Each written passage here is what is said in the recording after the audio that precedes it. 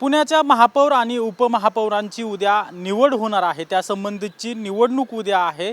त्यापूर्वी सध्या मी पुण्यातील महापौर बंगल्यामध्ये आहे। आपण पाहतोय की पुण्याचे जे महापौर आहेत ते या बंगल्यात राहत असतात। या बंगल्याची डागडुजीचं काम जे आहे ते अंतिम टप्प्यात आल्याचं आपल्याला पाहायला मिळतं। गेल्या अनेक दिवसांपासून प्रशासकीय कारभार सुरू होता आणि 3 ते 4 वर्षांनंतर आता प्रशासकीय कारभार संपून महापौर या ठिकाणी राहण्यासाठी येणार आहेत। त्यापूर्वी नवीन सामानाचं खरेदी देखील केल्याचं या बंगल्यासाठी आपण चित्र पाहतोय।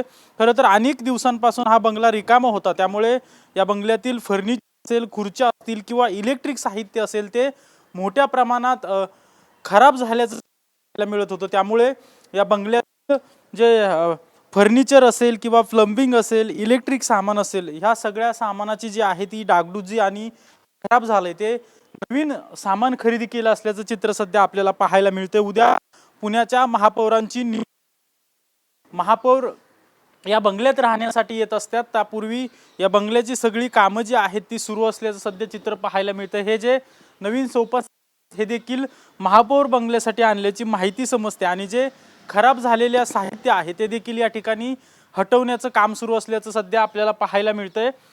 उद्या महापौर निवड झाल्यानंतर या बंगल्यात महापौर राहायला येत असतात आणि त्याच्यापूर्वी महापौर इकडे राहायला येण्यापूर्वी या सगळी कामं सुरू असल्याचं सध्या चित्र पाहायला मिळतंय।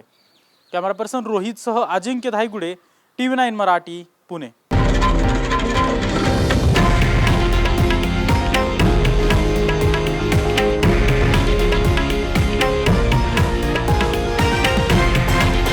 हे आहे देशातील नंबर 1 न्यूज नेटवर्क आणि आपण पाहत आहात TV9 मराठी, एकमेव।